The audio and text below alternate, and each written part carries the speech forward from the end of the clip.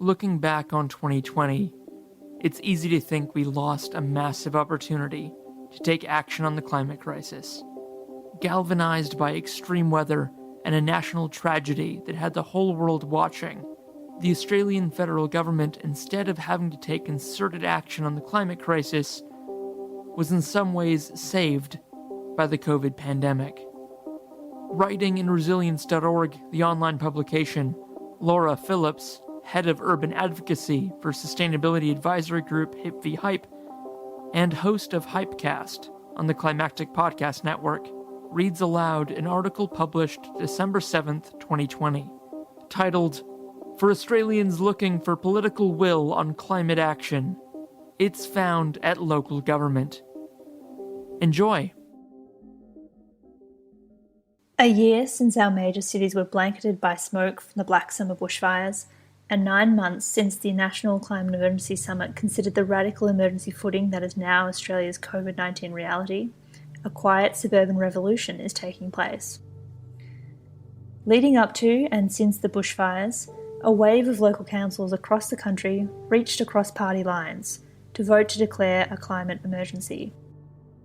A climate emergency declaration was a new governance concept that needed to be practically defined.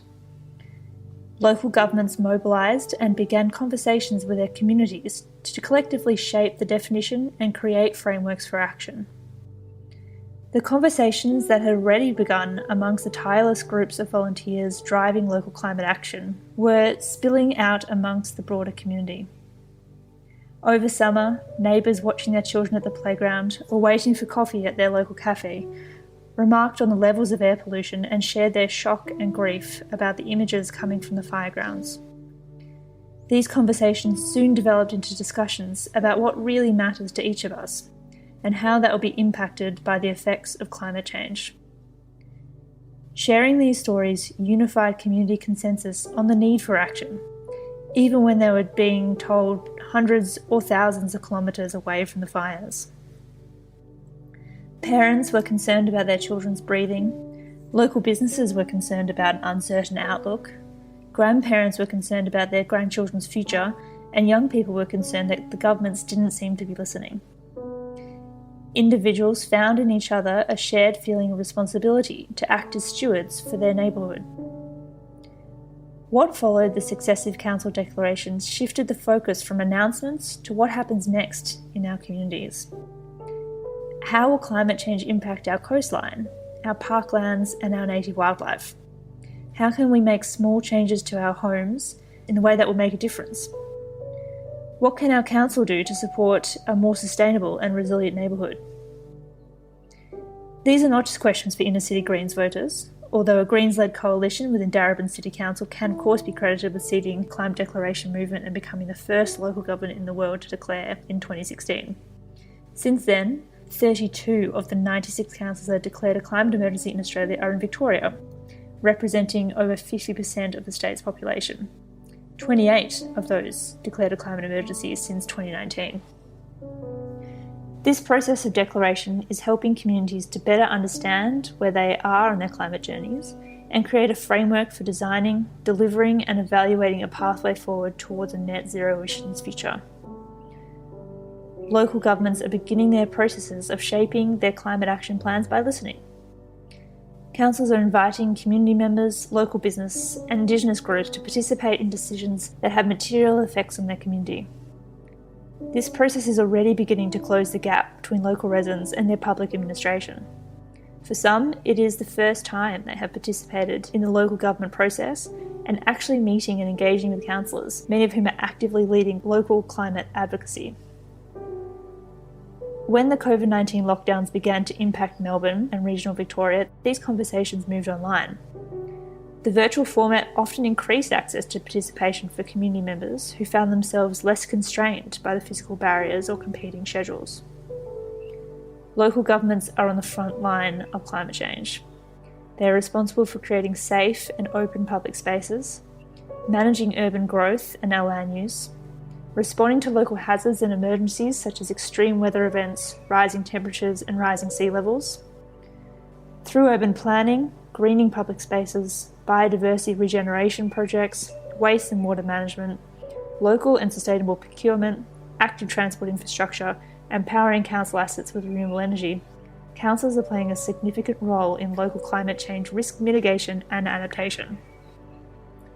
One of council's most important, impactful tools is delivering on local opportunities that link climate action to improve livability and economic resilience.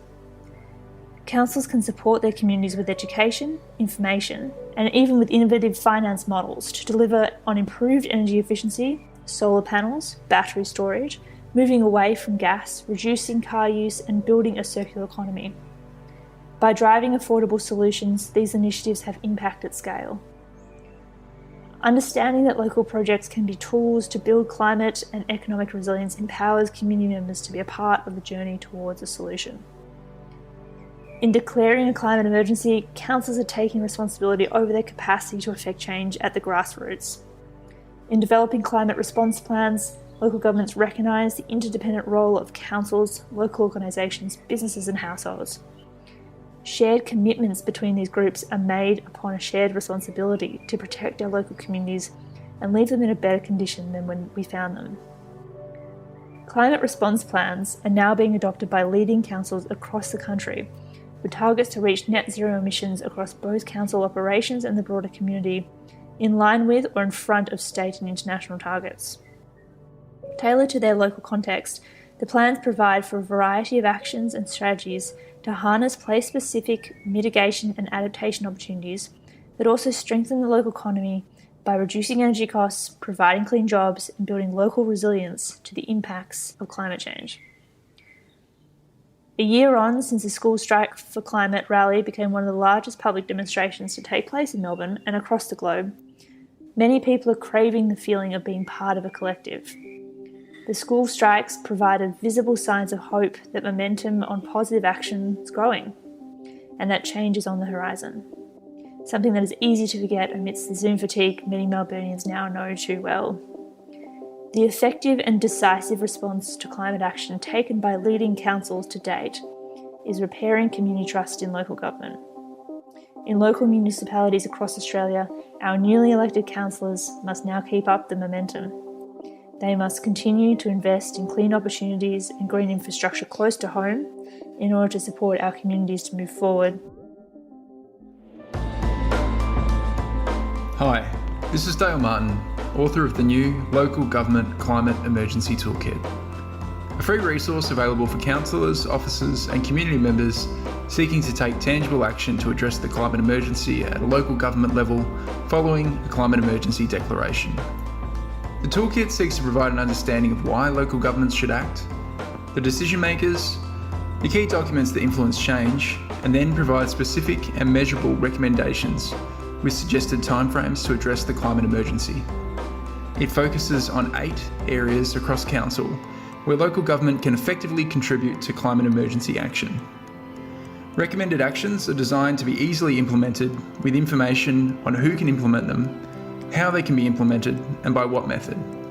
Each section also provides an example of how an elected councillor may go about implementing any one of these actions, or how a community member could use the toolkit to shape key documents via community submissions to their council plan or annual budget process.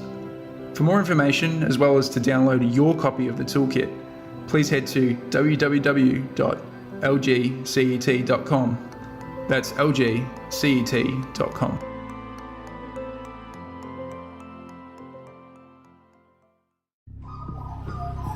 The Climactic Collective.